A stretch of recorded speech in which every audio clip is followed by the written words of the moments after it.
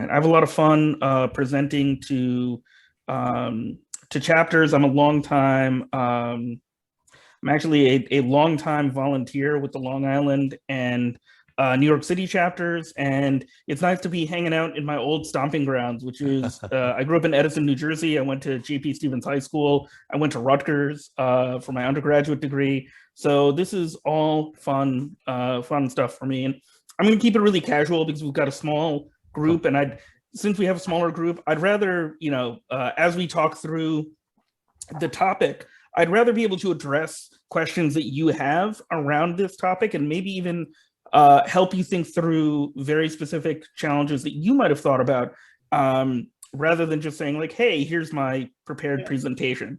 Having conversations is way more fun for me than just going over my presentation. So just a quick agenda. We're going to define talent management. We're going to talk a little bit about why ROI, why do we care about this? We're going to define an approach. We'll go over a couple of real life examples that are similar to projects that we've done at Talent Metrics, but not too close for fear of legal reprisal. For anybody that knows about consulting, you got to watch out for NDAs, right? All right. So we've introduced ourselves to each other a little bit, so it's great. Just want to clarify what it is that we do as a company. We do a variety of things, because we're a small boutique consulting firm. We've developed selection batteries and selection tools for organizations. We've done a lot of program evaluation. Our work is heavily based on data and analytics. Some of that is language, some of that is numbers. We're going to go over a few numerical examples today, but we'll talk a little bit about how qualitative feedback can be a form of ROI. We design and deliver training as well as coaching. So we facilitate, diversity and inclusion. We do some executive coaching. We've designed assessments for organizations as well as conducting surveys. We have our own in-house surveys, like a engagement measure and a measure of diversity climate. And we look at data like exit interviews and have developed performance appraisals for organizations. So we've run the gamut, and you can see the value of ROI in almost any of these areas. So what I wanted to start with was just to give everybody a sense of the breadth of organizations that we work with. Kalpana mentioned a few of these. So I was originally going to break everybody out into breakout rooms, but I'll just pose these questions to everyone here. So for the audience that's here today, how do we define talent management? And what are some programs that you think fit under the heading of it? And if you had to explain the value of your programs to the C-suite, how would you do it? So let's start with the first one. How do we define talent management? Kalpana, Emil, Denise, if you have any ideas, feel free to speak. Well, this group used to be called the Association for the American Society for Training and Development, and then we moved to ATD, Association for Talent Development. I think the idea was it isn't just training and putting people in seats to go through courses that helps them to develop. Talent management becomes a little bit deeper and a little bit more systems oriented in an organization. So I think talent management is taking the people that you have, helping them to grow, become stronger assets in a variety of ways, which ain't only training. Okay. So it's not just training. So and it's really interesting, Emil, that you brought up this change because I've been a member of ATD from ASTD days, and we used to make the joke about the name, right? So it's there were two reasons. I was volunteering with the Long Island chapter when the name change happened, and there were two big reasons why they made this change. One was they wanted to move to an international focus, right? They didn't want to have the American thing in there. And then they didn't want to just be training, right? So talent development encompasses a much larger pool of activities. So, in addition to the training, would you say, Sai, that in an organization, matching up people, building resources, right? So matching up people based on their skill sets to the job function better, right? Kind of enhancing that. Absolutely. In fact, one of the big things that we've noticed is there's a push to upskill or reskill employees, and that really does take an understanding of talent assessment and understanding the skills within an organization. this actually reminds me, Denise, of your competency model, right? If you have an organization and you have a competency model that covers everybody, then you kind of have to figure out, well, what are the global competencies that are needed for every employee, and then what are the role specific competencies that exist either at the department level or even at the individual job level, right? Right. Yeah, So that's kind of touches on something that I'm trying to work on this year, actually, which is to take, we have, it's the models broken down into 4 areas, ultimately 78 different behaviors, right? And what I'm trying to develop now is like, what are the key behaviors that somebody who is an individual contributor needs to move to the next step, right? Or if you're a team lead, what do you need to move to a, more of a management position, right? Because I think that what we've learned is when it's so big, people are like, how am I supposed to do all this? And I don't know what to focus on. So narrow that focus. Yeah, and then how do you, if somebody decides to stay in an individual contributor role, how do you figure out when they've reached like an expert contributor level versus just like, okay, this person's decided to go into management, now they're dealing with people, so that is one of the big challenges. So here's another question for everybody. How do we explain the value of these programs to the C-suite? Because there's no CEO or CFO that's saying like, we don't need people. But how do we explain the value of this? Any ideas that you might have? And I'm sorry, ask the question again, Si. So how do you explain the value of your talent management programs to the C-suite? I mean, you can talk about it as far as just, the importance of needing to build the bench, for that. But I think that that's not enough. But the better match that there is for the, the competencies to the job functions or to the business overall, that also makes a difference to the bottom line because that increases productivity and morale and things like that. Okay, absolutely. So we touched on a lot of things that C-suite level employees care about, especially ones that are not our CTO or CLO or CHRO, right? So we have to kind of speak in a language that is sometimes foreign to people that come into talent development, especially, depending on how you came into talent development. So just to give you a sense of like my background, I did a bachelor's degree in economics and ended up becoming a trainer, not because I had a lot of knowledge about learning, but because I had some core competencies in a particular area. So I was a very good presenter. And I started doing presentation training within an organization, and that was how I ended up in that particular job. And you'll see this in a variety of different companies and organizations where somebody's a great nurse, they end up becoming a nurse trainer. Somebody is a great mechanic, they start training other people. And it's sort of like, hey, you're LeBron James, why don't you teach some other people how to play basketball, right? So it's a very, very interesting process. So the definition I'm going to use for talent management, just for the purposes of this, there are other definitions. There may be other definitions that you like more. So a system that promotes a high-performing workforce, identifies and closes skill gaps, and implements and maintains programs to attract, acquire, develop, promote, and retain quality and diverse talent. And this definition comes from the Office of Personnel Management, which is a U.S. government agency that kind of does a lot of the work that talent development professionals do. But you'll notice that this is a very expansive definition. It includes talent acquisition, it includes talent development, it includes succession planning, it includes organizational development. So it's a very, very broad definition. So when we think about coming up with solutions or designing solutions, we can move any which way we want on that spectrum. Any place that we want on that spectrum, we can start to say like, okay, maybe the issue is we don't have enough talent in this area. We need to recruit more. Maybe the issue is we need to reskill. We have to develop our organization in a different way. So this gives us a lot of flexibility, but with that flexibility comes some confusion. So here's some examples of talent management programs that we might have. So things like talent acquisition, diversity and inclusion, talent development, training, learning, and then workforce planning. So any of these programs would be considered talent management. We might think through them and we might say, okay, this is considered a talent management program. Right? So why do we care about ROI? You'll notice here, I've got this little picture of a very corporate looking boardroom. And you'll notice here, this is the classic sort of corporate boardroom setting where C-suite employees sit and have conversations. And one thing that I've noticed over my years of volunteering with ATD is that there's always a conversation around getting a seat at the table. I don't know, Emil, Denise, Kalpana, do you have, do you feel like you can get a seat at the table? Is that something that's easy for you? Anybody want to share their experiences? Because as an external consultant, I face challenges getting to that table. Exactly. I mean, that's usually the biggest challenge, right? Kind of the seat at the table and the table that you want to be at. Yeah.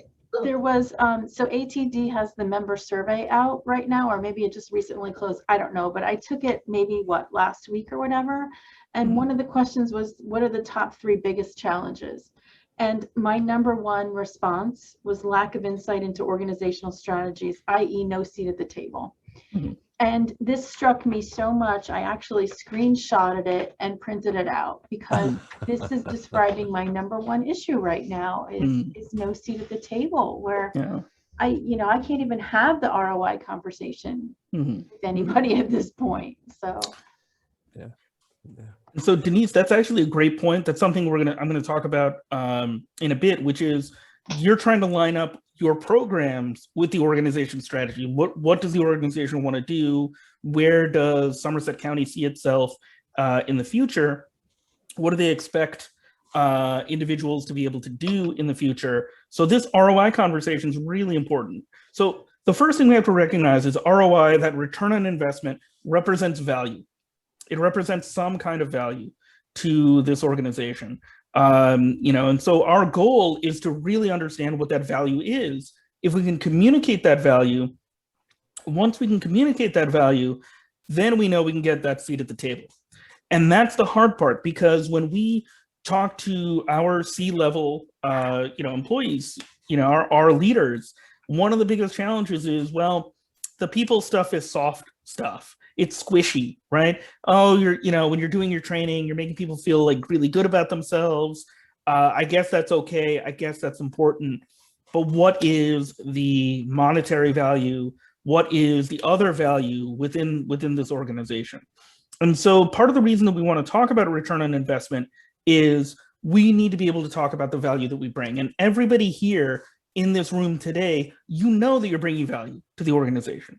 Sometimes that value comes from a conversation that you have with a trainee at the end of a training, right? You've had that conversation where a trainee came to you and they said, wow, I attended this lesson and I really feel great. I'm going to use this later on. That's translating into something, right? Sometimes it might be a change that you notice 6 months to a year down the road, where what was a problem is no longer a problem. And so that's a really powerful thing to think about. One of the biggest challenges, though, is how do we understand what that return on investment is, and then how do we track it? How do we use data? How do we kind of think through this process so that we understand what that value is, and then how do we translate that into something that our C-suite employees, our C-suite supervisors will say, well, okay, now you're really speaking my language. One of the biggest challenges in training development is taking what we know works, or taking that feedback and then translating it into something where other people that are outside of our circle can say, okay, I'm starting to see the connection here. Why don't you come and talk about this? Why don't we communicate this a little bit more with the rest of the C-suite? Let me get that investment now. Let me give you more resources to do what you know you can. So very, very important conversation to have. So what do you think your organization values? Let me throw this out there to everybody. What does your organization or your clients, what do you think they actually value in terms of the work that they expect to see? What do they care about? Are you referring to their own organizational values, or in the work, or the values that come out of the learning and development efforts that we make? Just clarify that a little bit. Sure. So the actual values of the organization, not specifically related to talent development. A lot of organizations today are espousing inclusion. They want to include more employees and encourage everybody to have a comment and the ability to discuss, to engage, to offer ideas and insights as to how the organization goes and what happens. So inclusion is a big issue. Integrity is another issue that comes up. Honesty, integrity as a value, and vision. You know, seeing a future where we're headed. Okay, excellent, excellent. And I see in the chat, Dr. Mark Spool, my buddy from Philly, he says collaboration, learning, and innovation. Yes, these are some of the core values. Anything else? Sorry, those, by the way, my mom would thank you for calling me Dr. Mark Spool. Well, you know what? The funny thing is that, like, once you know somebody has the doctorate, you're just like, yeah, let's throw it in there for fun. I know. But what I put in there, although, and listen to Emil, although what I put in there are actually values, they're, I don't know what to call them. So in some organizations, they might care about this. So, for example, if an organization is trying to implement something like Agile, they're going to care about it, collaboration, right? And they're going to care about it, innovation. That's part of that value structure. So sure. You know, when we think of tech companies, right, a lot of them are focused on things like collaboration and innovation, right? Anything else? Any other things that your clients or your organization cares about? Service. I mean, service. Okay. So that's really all the other ones that were mentioned. Okay. So that's really interesting. And I've always found government agencies and local governments to have very specific, you know, kind of deliverables and, you know, caring about community and service and things like that. Very, very important. All right. Excellent. And Kalpana, any values that you want to share from your clients? What are your clients? So Denise kind of touched upon it, but I was going to say delivering excellence to your customers, right? Pretty much. That's what keeps you in business. So. Okay, delivering excellence to your customers. I like that. I'm gonna steal that. I'm gonna write that down somewhere, and then I'm gonna, you know, claim it for myself. So now that this has been recorded, everybody will know where I got this idea from. So okay, great. So now the reason I've asked about values after talking about a seat at the table is because a lot of times when you think about talent development programs are like way over here. They're like out there someplace away. People did some, I don't know, they did training, we hired them, we did a bunch of things, and now they're here and they're doing the real work, right? Regardless of the fact that they learned all that stuff in those programs, right? So when we talk about values, we need to align our programs with those values. One of the big concerns that we have when it comes to talking about ROI, though, is, you know, when we're, you know, we understand those values for our clients, for our customers, for our organizations, but we might have some challenges around thinking about ROI. So there might be some concerns around, do I have the technical knowledge? Do I actually know how to talk about value that I'm bringing to the organization?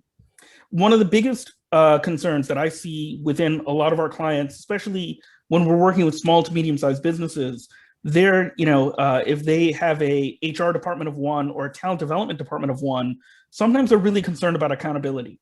Like, hey, I implemented this program. If it sucks, that does not help me, right?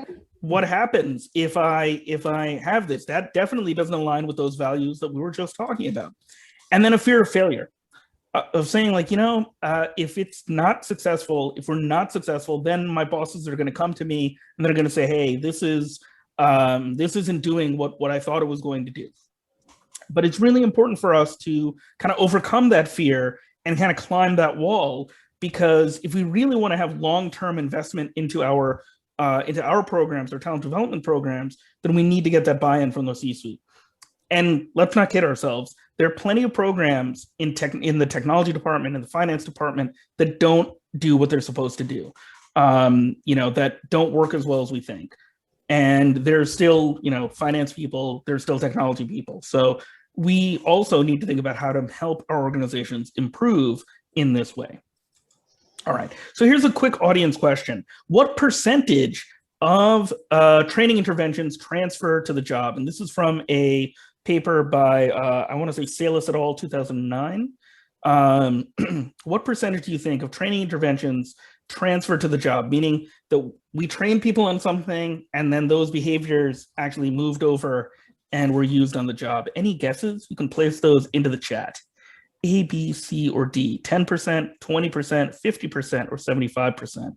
So Mark, 20%. Emil saying A, 10%. You know, if it's soft skills, it's definitely A. If it's technical kind of, you know, that type of thing, it could go into a B. But okay, wow. So I want to say Denise and Emil, very, very close. 10%. 10% of those programs are being transferred onto the job. That is a disappointing number. And so that's not to say that our programs aren't working, but maybe they're not lining up with those organizational values and with that strategy that we were talking about earlier. So here's the process that we suggest that consultants and internal folks that they tend to use. The first step is to define the business strategy. Now, when I use the term business strategy, but really, you know, it couldn't work for any organization. We consult with a lot of nonprofits, and nonprofits are not looking to sell, you know, they're not looking to do anything other than either raise funds or implement, you know, community programs and things like that. But whatever the strategy is around your organization, define that for yourself. That will then help you to translate your programs into business outcomes. Because your goal is to say, well, okay, I'm training people on the following things. How does this relate to the ultimate outcomes of the organization? Going through that process, even if you find that your programs don't perfectly align, can help you to kind of figure out, well, okay, how do I switch gears? How do I go from talking about instructional objectives to talking about business outcomes? And it's a good exercise for many talent development professionals to kind of get into that habit. The third step is then, once we know what those outcomes are, once I know what my programs do, let's assign some monetary values to those outcomes. There's a great book by a guy named Wayne Cassio where he talks about you know, assessing the value of programs and kind of calculating their financial value. So we're going to talk a little bit about how do we get that number? How do we know what these are? And then step 4, and this is probably the most important part, is telling that story. So I know today in the description of today's session, we didn't talk about storytelling, but we're going to spend a little bit of time talking about that storytelling piece. How do we frame a story? How do we explain the story of our programs so that when our C-suite leaders look at our results, they can see, okay, I see how this works. I can see this is what we did, this was the focus, and now here's what the future holds. So we're going to take some time to kind of go through each of the steps of this little ROI process. So the first thing I'd like you to think about is that customer. Who does your organization serve? Not who do you serve, not who your customer is, right? But if you have a client, if you're an external consultant, you have a client, who do they serve? If you're working internally inside of an organization, who does your organization serve? Who is that customer that's receiving whatever the end product is? So for some of our nonprofit clients, we work with a food bank in New Jersey, and their clients were people that were receiving food. And so we thought, okay, how do we make sure that whatever programs we develop for them, that it helps those ultimate customers? How do we connect that? So this is the first thing that we really want to think about. And one of the challenges for talent development professionals is that we are often just thinking about our customer as the learner, right? The learner is our customer. On one level, that's true. But what we're really trying to do is we're trying to get that learner to do something for those ultimate customers of our organization. And so when we're building our programs and we're building our story, thinking about ROI, well, what's the value to that customer? Because there are a lot of ways in which your organization already measures that value. And we can use that data to make sense of that. Here's a little example of how we can think through that process. So once we know who the customer is, then we need to think about what employee behavior leads to some sort of positive organizational outcome, right? So for example, when we think about customer service, right, we see here this interaction between employee and customer. there's an exchange happening, there's a purchase that's being made. Well, we know that good customer service theoretically should be related to better, to better organizational outcomes. And we know if we look at certain organizations, especially in places like hospitality, they know exactly what good behavior looks like. So they have a sense of when a room isn't clean, what happens, when a customer complains about it, how much money might they lose based on that complaint. And if it goes to social media, hospitality also realizes, well, okay, we know exactly the amount that we might lose if this happens. Let's encourage our employees to engage with customers in a really effective, really great way. So our goal here is to think about the customer and then relate that customer experience to employee behavior, right? And it doesn't matter if it's a nonprofit organization or a large, corporation that's doing this. This informs what we're going to do. If you're an external consultant and you're doing this type of work, this is something you want to ask your contact. Oh, you sent us here for a leadership development program. Well, okay, the leader is engaging in the following way with the employees. The employees are then improving. How do we measure that? How do we measure both the employees' experience and then in turn see their impact, see the leader's impact within the organization, maybe within the division or within different parts of this company. So very, very interesting. So if the organization has a competency model, that can really help. That can help you to track things.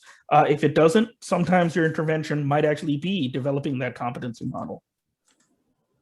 So when you think about strategy, one thing we want to do is we want to define that business strategy. What do we mean when we say we're defining that business strategy? Well, ideally, we want to figure out who the ideal customer is. All right. So I'll give a little example about this. I'm going to assume that everybody here has been to a Dunkin' Donuts at least once, right? Now, when we think about Dunkin' Donuts, do you think the Dunkin' Donuts wants you to go there and sit down for a really long time? Oh. No, they don't. They want you out of there, right? Because how do they make money? They make money off of high turnover, right? They want people to come in, get their food, and they're out, right? Their tagline is everybody runs on Dunkin'. And they literally want you to run out of there. Like, oh, hey, here, take your coffee, get out, right? If we think about, on the other hand, if we think about a company like Starbucks, does Starbucks want you to kind of sit and hang out? Well, yeah. Pre-COVID at least. Yeah, they do want you to sit down because they know that if you sit there, you're not just going to get a coffee. You're going to get, a bagel, maybe a donut, maybe something else that's sitting there that you want. And the way that we can build our programs is by understanding that business strategy. So then we can start to say, well, okay, how do we relate those employee behaviors to the customer? If the customer wants to leave, then speed is of the utmost importance. In addition to service. Service, in the case of a Dunkin' Donuts, being getting the correct order, getting it to the customer as quickly as possible. So when you're designing your program, you're going to come up and focus on speed, service delivery. Whereas, in a Starbucks setting, maybe there's a little bit more focus on developing a relationship, right? Communicating or building that relationship with a repeat customer that comes back and spends time in the location. Maybe you need them to focus a little bit more on what the space looks like, right? We've always, I don't know how many of us have ever been to a Dunkin' Donuts where you're like, wow, this is not in great shape. Thank goodness I'm not staying here. I'm just grabbing my coffee and I'm leaving. I'm grabbing my donuts and I'm going. But these are sorts of, strategic decisions that an organization might make. And so we can relate those employee behaviors back to customer experience. And that generates a better idea for us around what employees might expect. Right. Sai, if I could jump in and just ask you to, as you work your way through your model for ROI and the 4 different elements that you've got there, it would be helpful for me certainly to have you take that to a level of the managerial or the leadership role in helping to carry out what the leaders behaviors are that would help carry out strategy for the ultimate customer. So I hear you talking about it primarily as a customer service initiative within a Starbucks or a Dunkin' Donuts. How about the leader who wants to foster the right environment that helps to achieve strategy? Sure. So I'm gonna say something that might be a little controversial, and luckily this is recorded, so this is, the controversy will follow me. But I generally think that leader development and leader behaviors, you can kind of put them into two buckets, right? One is task related stuff, right, where the leader helps subordinates do the work, either through advice, either by providing resources, whatever that happens to be. The second part is relationship stuff, right, where the leader builds good relationships, maintains healthy kind of team outcomes and things like that. So those two broad kind of behaviors help to create an environment where employees can work. Either they can do the work that they need to do. Sometimes we call this enablement, right? Where, if I go to my leader and I say, I need pens, I can get pens. I don't have to fight for it. Or if I need resources, I can get resources. Or if I need advice, I can get advice. And then the other piece would be, I know that my leader is going to be fair, is going to be honest, and is going to apply the rules the same way across all of these folks so that we can maintain healthy relationships in the team, right? That environment is where employees can work. If employees can do the work, then the organizational outcomes are much better, right? Does that help to, in terms of thinking about leader behaviors? Yeah, I mean, tasks and relationship is certainly one of those solid elements that appears in lots of leadership literature that, we're focusing on getting the work done. We're helping people gain the technical skills to carry out the work, but we're also building relationships to create the camaraderie and the collaboration and so forth that we've mentioned a little bit earlier. So those elements work well as part of those steps carrying out business strategy, satisfying our customer, whether it's in Starbucks or Dunkin' Donuts or in a hotel or elsewhere.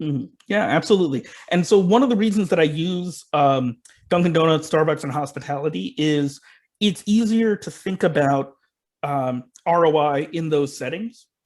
And it's a good kind of practice run, because then when you go back and you think about your own organization, you can start to translate it and you can say, well, okay, I followed that Dunkin' Donuts model. I followed that Starbucks model. I figured out that hotel model, but how does it work for my organization? What does service look like? What do those outcomes look like for us? And how do we make sure that we actually deliver on that, right? Great question. Thank you. All righty. So let's talk a little bit about translating these programs and outcomes. Here's a couple examples. So recruitment, right? Reduced time to hire means that we lose less productivity. Learning, right? Learning, which is the function that many of us are in. Improve productivity means improve business outcomes. Or if we can reduce errors, we might reduce losses, right?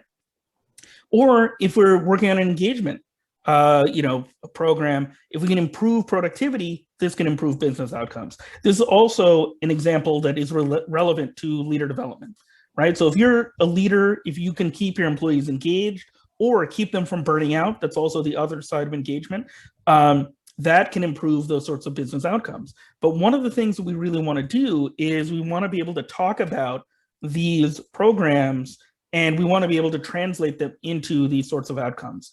All right, very, very important to consider. Right. By the way, Emil, does this help in terms of kind of translating some of these programs? Sure, this is you're onto good stuff that I like what you cover. All right, very good. Any other questions? Right, very good. So let's talk a little bit then.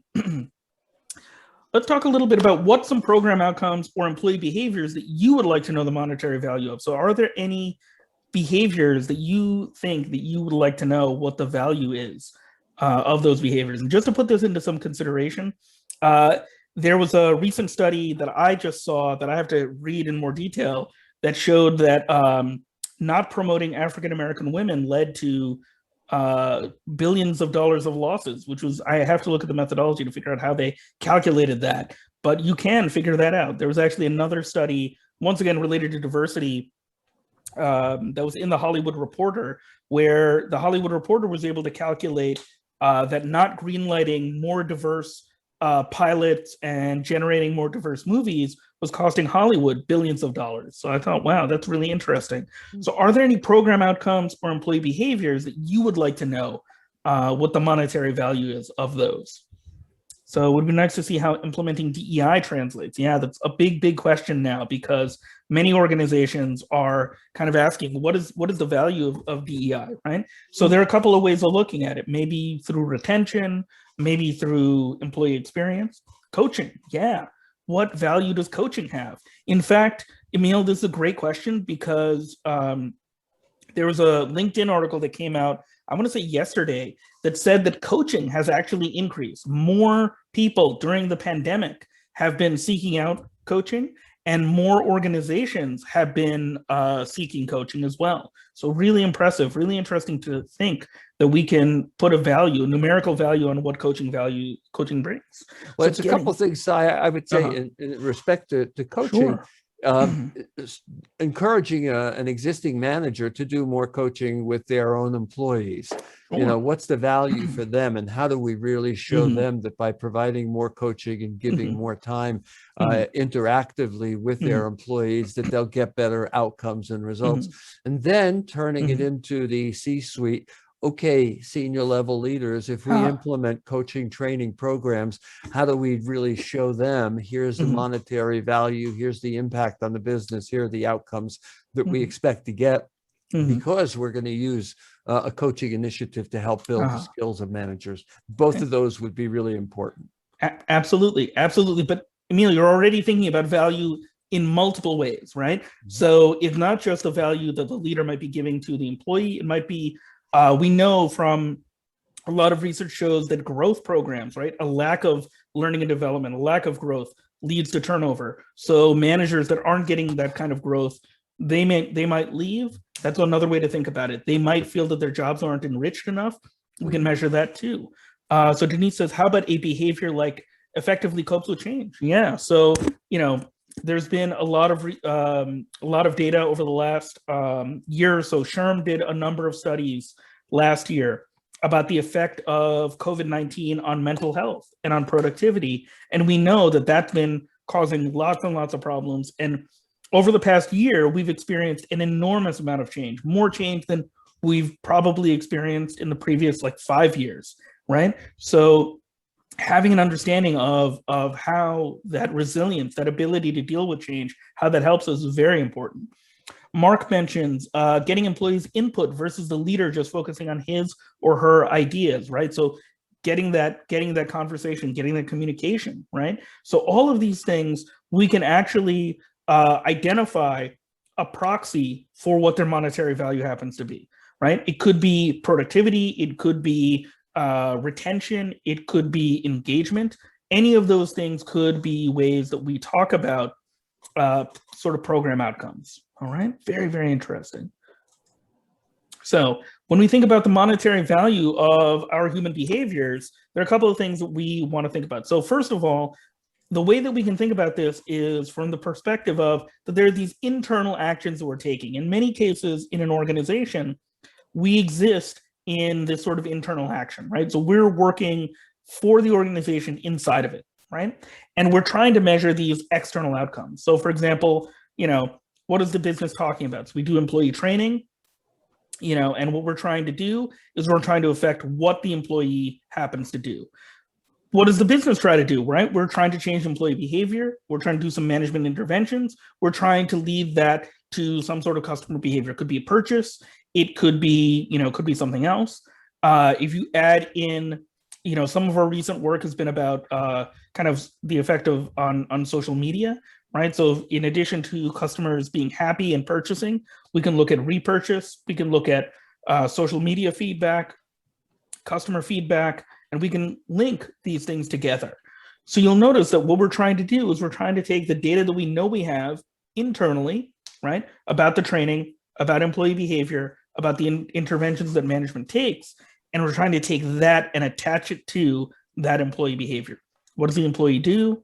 What does the customer do, right? And so organizations are tracking a lot of these things. Sometimes they may not be tracking everything, right? So very, very important consideration for us. So when we think about this model, we're trying to connect these two things, the internal and the external. Okay, so let's take a look. All right, so when we think about financial organization, who in your organizations can provide you with some sort of financial value for your program outcomes? You can answer this in the chat if you'd like. Who do you think might know something about the financial outcomes that you're looking for?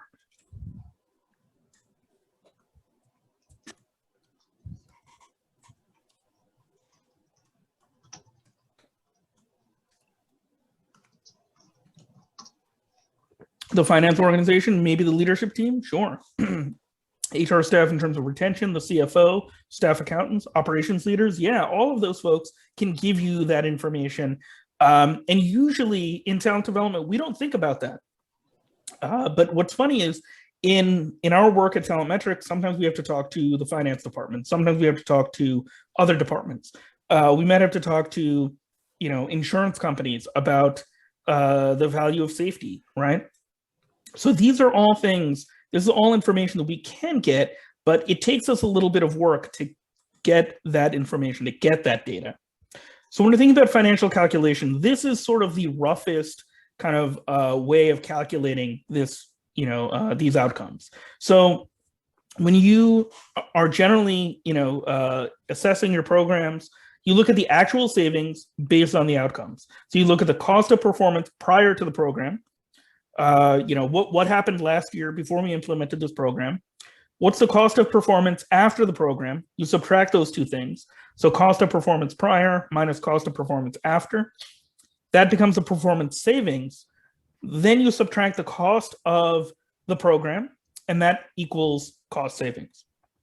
So this is not my patented ROI calculation. This is the classic calculation for a return on investment that's used for almost any program, not strictly related to talent development.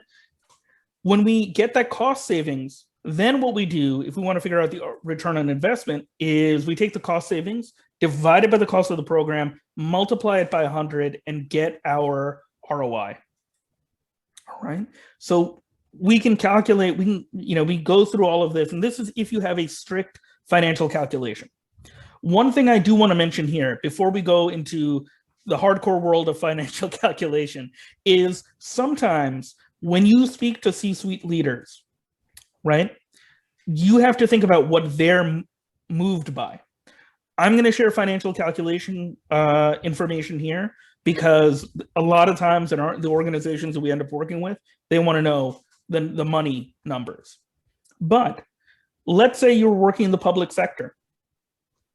For example, for some of the work that we were doing for the municipality, the stakeholders in that organization, they really cared about both employee and townspeople feedback.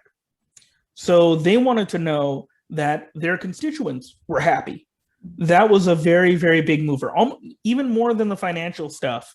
That was the thing that they were really worried about. And I think that had to do with potentially being elected reelected in the future, that kind of thing. So they were really concerned about that.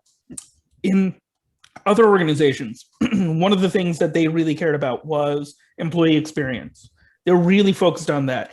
And they cared a little bit about the money. They kind of wanted to know what the financial calculation was, but they really wanted to know that those talent development programs were well received, that it impacted or was correlated with employee experience, and that it was related to retention. So when you're thinking about your program outcomes, it's not just these financial metrics. We like talking about finance because, business people, our kind of view of business people is all they care about is money, but sometimes they're moved by other things. Sometimes they're an individual stakeholder within your organization or somebody you're answerable to cares about something that isn't necessarily finance. So very, very important consideration to have, all right? So even though I'm talking about money, it doesn't always have to be money. We just kind of have to be smart about what we're looking at. All right, so here's a little example in terms of leader development. So in this example, you work for a manufacturing organization, okay? In talent development, your organization faces challenges in bench strength and developing new leaders as older leaders retire. The previous leadership development process involved a complicated interview process and a review of performance appraisal data. So we're doing all these interviews. Your HR team has implemented a new LMS to improve the leadership development process. The LMS includes a leadership assessment to help your team select who should be placed into a leadership development program. So prior to the LMS, this is a very labor-intensive process. Now, not so much. Okay, so what do you think the purpose of the LMS is? What are we trying to do? What part of this process are we trying to speed up? What is the outcome that we're looking at, that we're thinking about? I think the LMS is intended, in this case, partly to have clear and definable and objective measures and dimensions and competencies that we're going to identify for people. And if we have better competencies, we might expect there to be better identification of future high potential leaders to go into leadership development. So an LMS can help in that way, I would say. Okay. All right, good. So that's kind of a long-term goal, right? So if we want to know if leaders that go through the leader development program, they're going to have an impact, that's like, it might take like a year, 2 years to really see that impact over time, right? So in this situation, the situation that this is based on, we had to deliver something a little bit faster. We had to be able to show value for our client, in this case, a little bit faster. Anything else that you think is sort of hidden in the description of this leader development program? What else are we trying to do? What's the process? How do we describe the process before? What do you think the process now might look like?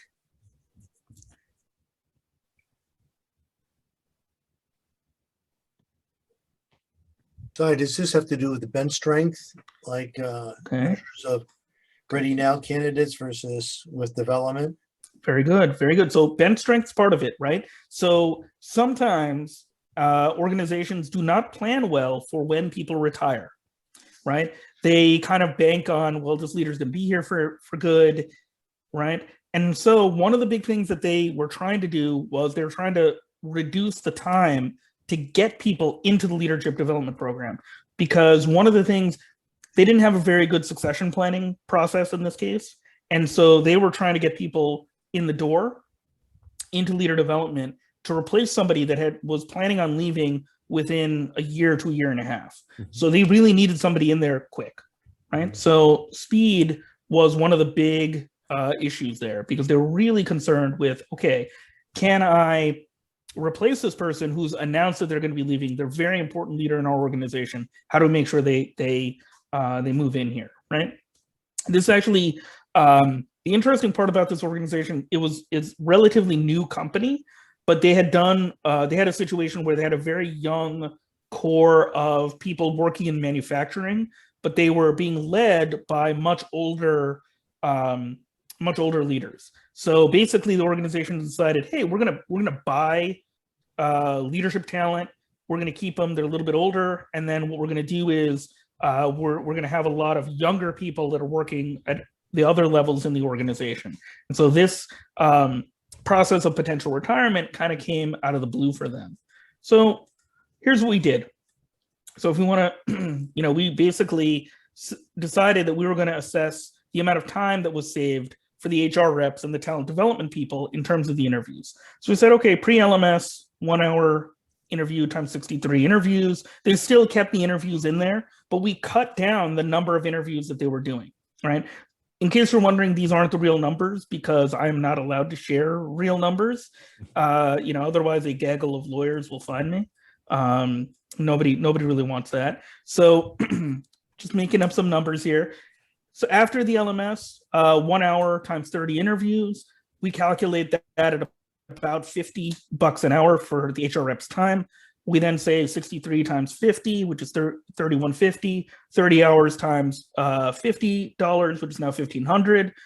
We've saved $1,650, right? So we subtract $31.50 minus $1,500. The cost savings for the first year is $1,650. The cost of the LMS and the assessment is about $1,000 per license. We'll say there's one license to make it easy. Then the ROI calculation is the cost savings, which is $1,650 divided by the cost of the program, which is 1.65. We multiply that by 100, that's 165%.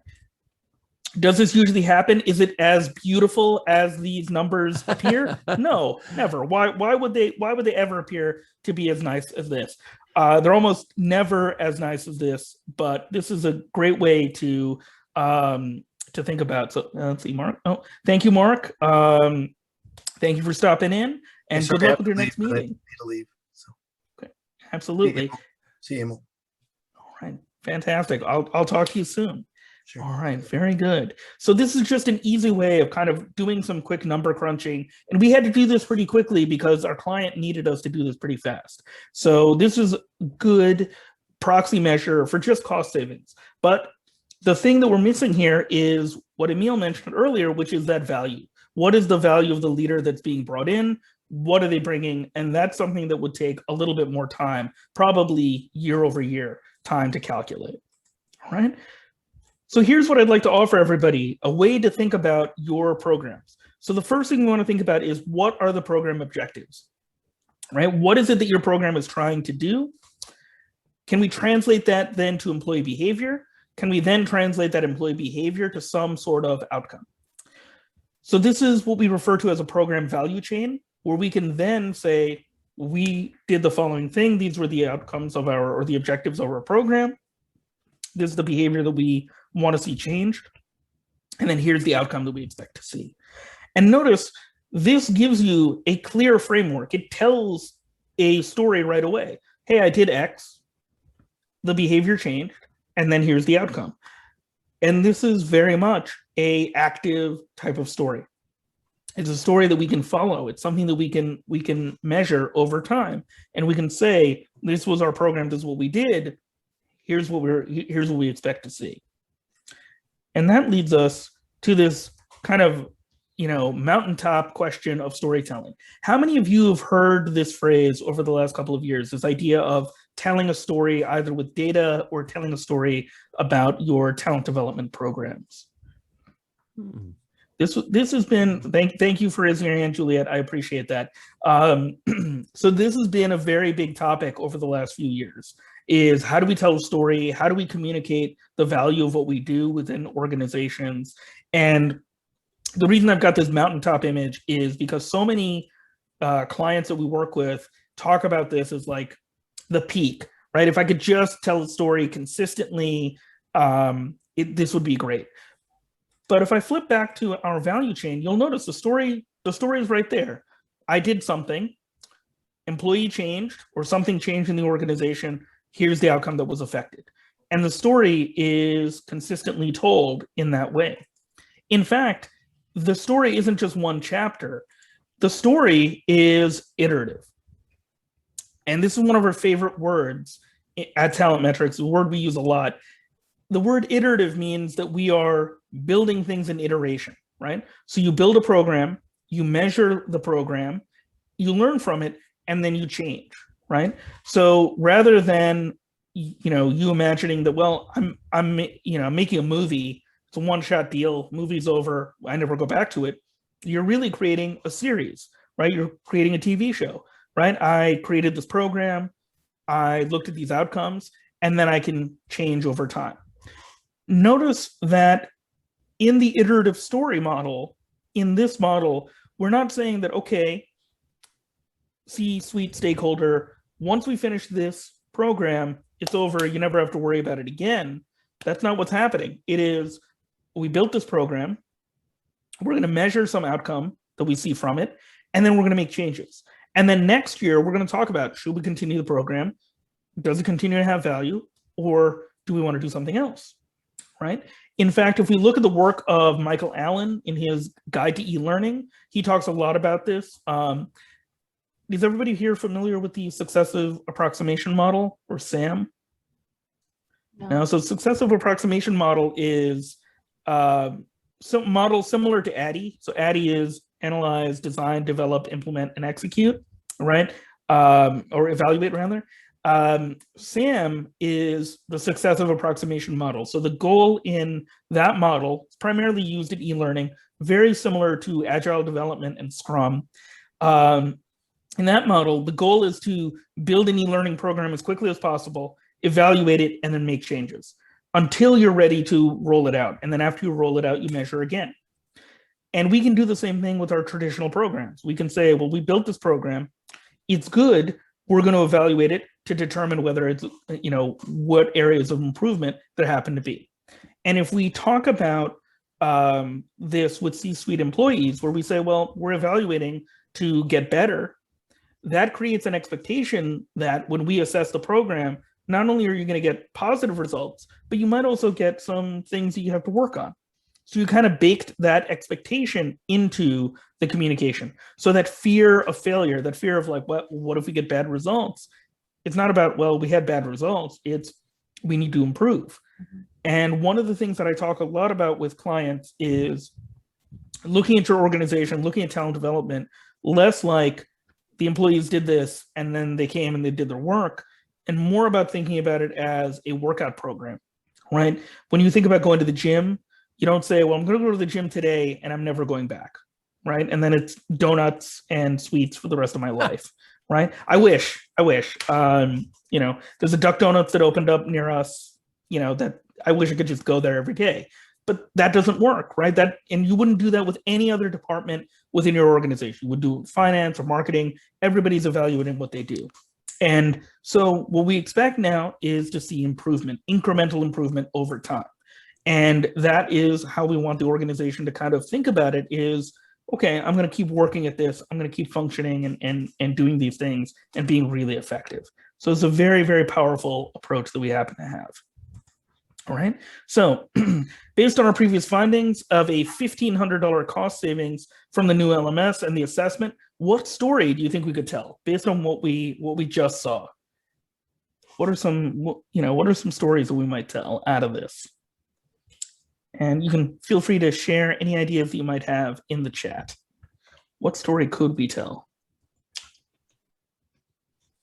Creating, a new system, maybe actually cost us this much, but in the long term, we see the savings coming back to us in the benefits for the employees and the programs that we're training. There we go. Yeah, very good. Very good. And then even there's some data that I didn't include in there, right? If you talk to the HR reps about the time that they saved, or if you talk to the talent development professionals about using the software and using the leadership assessment, that could be valuable too, right? So every part of that could be part of that story, right? Where we say, okay, here's what we were able to do, here's what we were able to accomplish. Here's some suggestions about possible storylines. So maybe we improved leadership selection. Denise says new tool with better process, cost savings, ability to bench faster. Very good, right? Improved leadership selection, right? So did we make our leadership process faster? Did we save money, right? Did we actually save money by putting the valuable time that we have for employees, by shifting that away from doing these interviews to doing something else? And then training experience, right? Are the people that are going through the leadership development process, are they maybe they have a higher competency, right? Maybe they're scoring better on tests of leadership. Maybe they're better leaders that are coming out. And then maybe they're liking the program more. Maybe the people that are in the program are better suited for it and they're giving better feedback, right? So oftentimes we think in terms of instructional design, we can be creative, but in our measurement as well, we can be very creative. We can start to think about, well, what other things are there that we could talk about? What else is there in this program that could really add value to what we're trying to do? Sai, may I jump in and Sure. offer you a story that is Sure. a real life story that fits at this point? A long time ago, I was the director of training for a company in New York, and we had implemented supervisory and mid-management skills training programs, and we put them out and really had a lot of people going through it. And at the company picnic, I was a little frustrated, and I started to cry into my beer talking to the top operations person in our company and saying, we're doing all this work with training, we're trying to get things done, I just don't know what the impact is. And so he turns to me, he says, Emil, listen, If you want to find out how you're doing, talk to me. I know the supervisors, the managers are putting through courses or working better with their teams. We're getting better productivity in the departments. Employees in those departments seem to be more satisfied, and they've got a better tone and culture going on. So I think a lot of that comes from the work you're doing. So just check with me if you want to find out how well things are going.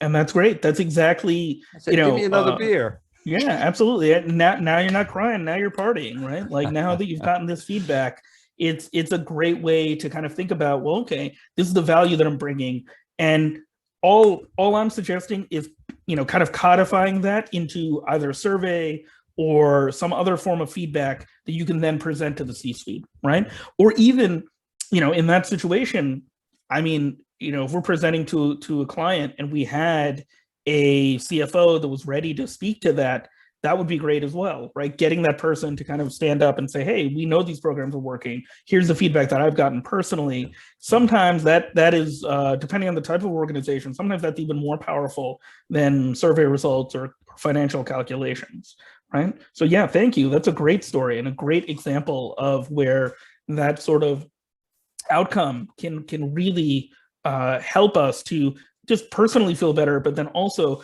really show the value of what we're able to do as a function within organizations. So really, really interesting. Very good. I just wanted to add, I think that's Sure. really important, and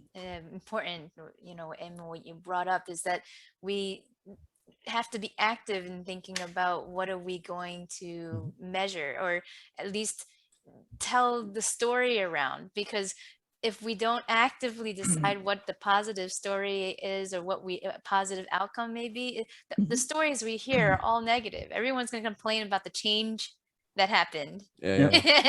and we tend to forget that that's the default. And that will come out far more than the positive stories, because we weren't intentional about feeding the positive stories, storylines. Absolutely. And so in the same way that we're thinking about instructional design, we also want to think about what is the story we're going to tell with the data that we have, right? And so that's something that is incredibly powerful, and it can be baked right into our instructional design right from the beginning. Like, okay, here's the point where I'm going to be measuring this, here's where I'm going to collect this data, and then you can start to think about it, right? Another example, and this is sort of the classic example that we think of when we think of ROI, and this is something I talked about with the Long Island Safety Professionals Organization, is safety training, right? So the classic example here, how much are accidents worth? You can talk to your insurance company and they'll tell you exactly how much an accident is worth within your organization. So you have 40 accidents per year. Each accident costs $1,000. It's $40,000. After training, you have 10 accidents a year, $10,000. Before the training, you had no training costs. Now you have training costs, which you have to take into account. So 10 hours times 60 training, 600 hours. The trainer costs $600, 600 times $25 a pop, $15,000. We have cost $40,000 before, $25,000 afterwards. 40,000 minus 10,000 minus 15,000. Our cost ends up being 15,000. Cost savings for the first year, and then 15,000 divided by 15,000. We have 100% return on investment. This is a classic example of return on investment. Any safety trainer that you meet can tell you how much money they save year over year, because organizations know how valuable this is. The goal now is to kind of think about all of our training at this level. How do we cost it out, or how do we present the information that's valuable to our clients? All right, here are some possible storylines in that situation. We could talk about improved safety. Everybody feels better, right?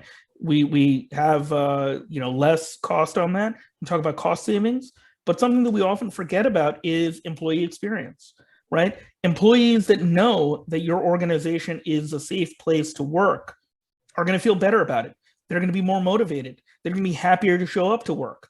If your place of business is not safe, employees are not going to stay there. They're not going to want to, they're not going to want to come into work. There's going to be greater absenteeism. There are a lot of negative outcomes, all associated with employee experience. When people talk about safety training, they may not think about employee experience, but it really is part of that process.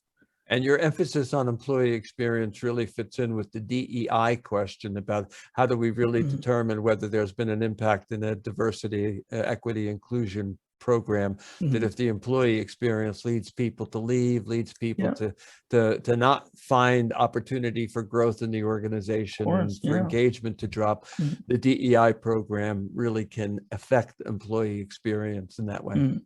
Absolutely. And one thing that a lot of organizations don't realize is, you know, in terms of DEI in particular, there's some good data that seems to indicate that unfairness in general. So if I see, so for example, if I see women being treated unfairly in the workplace, right, that actually has an impact on me, even though I'm not the one being directly affected, because that tells me that the organization is willing to accept this sort of unfairness. And that can actually reduce my my sense of employee experience within the organization, right? So I start to get this sense that, you know, things are not really fair here.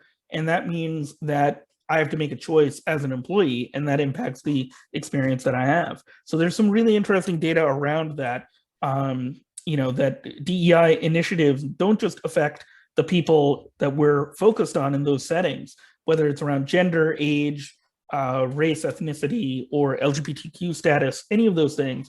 It's really what we're putting out there in terms of the organization, in terms of what we're looking to do from a company perspective. All right, let's talk a little bit about a few lessons learned, and then I'll open the floor to some questions. So first of all, we always want to start with business strategy. Whatever the business strategy happens to be, whatever the organization's overall strategy happens to be. Secondly, we want to identify relevant outcomes, whatever those outcomes are. And you might have noticed, not everything I talked about was necessarily financial. There's a lot related to employee experience, retention, turnover, other factors that we can really connect to. You know, I mentioned hospitality earlier. Hospitality's done a really good job of figuring out, you know, a relationship, a correlation between employee experience and customer experience. So they know that if employees are really dissatisfied, they're not performing well, they know that their customers are going to have a less positive experience within their hotels. They've calculated that, they've really, you know, they survey their employees consistently, they know what's happening. So they know what those relevant business outcomes are, they understand what drives their business. Third thing, we want to define how employee behavior affects that business outcome. So what happens when an employee behaves in a particular way? How does that impact the outcomes of our organization? And then whenever possible, whatever you're measuring, remember that you're applying meaning to that, right? You might have noticed that I asked everybody here, what do you think the story is going to be? What do you think the story is here?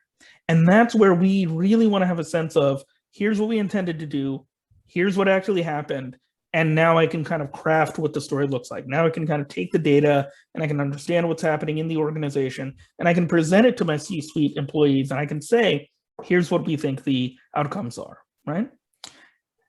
Fifth thing, build that story out of your program objectives.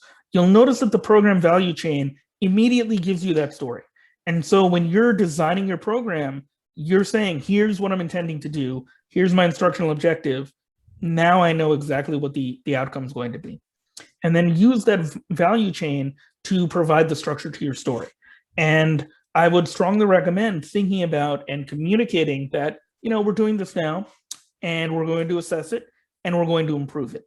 And if we start off by telling our stakeholders that we expect to improve, that we expect to change, that we expect to grow, that'll set the mood for what their expectations are about the future. So very, very important to consider all of these different factors in terms of the lessons that we can learn from a variety of different settings, all right?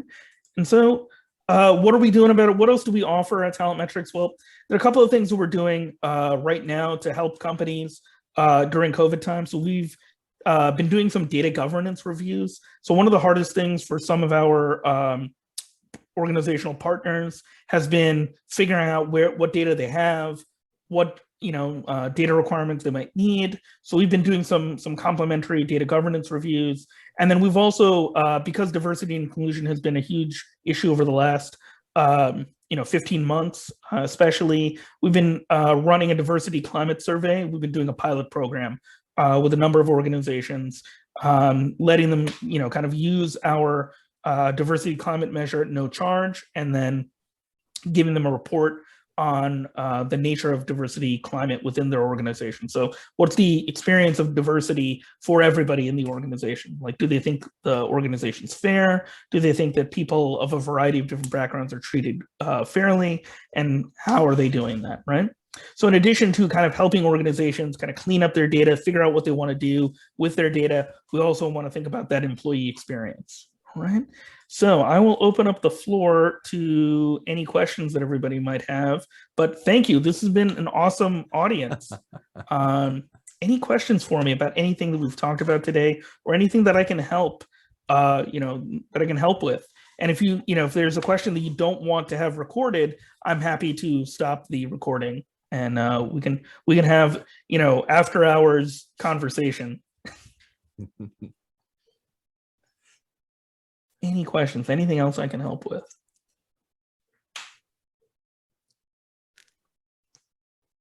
I agree with what we see, Denise, the great tips that you've offered, and I think that you've offered us a solid model and an approach to thinking about getting to ROI with our clients. I haven't found a lot of clients interested in ROI. I haven't found them wanting to prove the impact. For the most part, the butts and seats measure is something that they're most interested in, and then getting pretty good results on the course evaluations afterwards. Most organizations, in my experience, have not really pressed ahead to really focus on ROI, and I haven't, on my own, tried to add more to that to try to get them to go further, because they're happy with the steps that they're taking at levels 1 and 2 in the Kirkpatrick model. So I don't see a great need for it, although I think you're onto something in terms of the potential impact to earn a seat at the table and to show that learning and development, talent development really does have an impact of an organization. Absolutely, absolutely. I mean, some organizations, for some of our organizations, one of the things that we've been able to do is to, speaking of butts and seats, some of our clients want help in promoting programs. So they know, for example, their ERGs work particularly well. They want to get more people in the ERGs, right? Sometimes there's some hesitation around that. And so we're able to help craft a story for the organization around that. So we're doing some succession planning assessment work, trying to figure out how many programs people were a part of, and then did that impact succession, and then kind of getting more, this particular organization had some diversity issues. So we were able to figure out that mostly that a lot of people of color were not taking advantage of a lot of the programs that they were offering. And so we, kind of help them craft some messaging around that. So, wow, look, if you attend X number of sessions, you can get promoted, and that becomes a very compelling argument. So there's a lot of reasons to do assessment. Today's session was mostly about like getting C-suite people involved, but there is some marketing and some internal marketing to be done for that. So I think, Denise, you mentioned you gave me some great tips, and I feel like I have direction now with this. That's great, Denise. I hope you've got some direction with it now, or at least an idea at the, yeah, I think I was really kind of, so calculating the value in a numeric term, that's good. And I was really hung up on that. How on earth do I do that when I don't have all that data? But I'm also seeing now there's another way for me to tell this story and collect this. And I think this has been really helpful for me, especially the part about value equaling a seat at the table. So yeah, I mean, and especially like if you can show that, especially government agencies, they do care about those numbers, right? So having that number and being able to say, well, we know 90% of people seem to enjoy the program, and then, hey, guess what? We got better, 3 months later, we got better, constituent feedback on the program or on this department. That has inherent value, right? So that's exactly And maybe we've retained those people who've been through the program at a higher rate than the people who didn't go through the program. And that comparison of a control group with the experimental group says, yes, we're getting better results here, and that turns into something that we can define. Absolutely, absolutely, and it adds value. So, even if you're trying to market to, future clients, if you end up collecting some data and you can say, hey, we know that 33% improvement in performance or productivity, we've got some data that indicates this, that's valuable, right? So these are just ways to kind of take what we know or what we feel and kind of saying like, okay, now I've got a real number to assign to this value. So that's great. I'm really happy to hear that. Very cool. All right. I'm just excited. Yeah, I'm just excited. And I think the thing is that we need to be intentional about what data we're collecting, right? And if we have set that measure up front, that would be a lot easier to say at the end what the results and outcome would be. So I'm looking forward to brainstorming more with you, Sai. Oh, of course, on that kind of thing. That's great. Yeah, I'm happy to do that. So if anybody has any questions, apparently I'm very easy to get in touch with. So feel free to email me, feel free to connect with me on LinkedIn. Happy to talk about, I don't know if everybody can tell, I'm very excited by this. It sounds so nerdy, right? To say that, but this is really cool. It's fun. And Emil and I think are both professors. So their growth is fun, right? Watching students improve, watching organizations improve is fun, right? There's something really enjoyable about that. Sounds good. So, hopefully all your organizations continue to grow, your learners continue to learn. I'm going to stop the recording just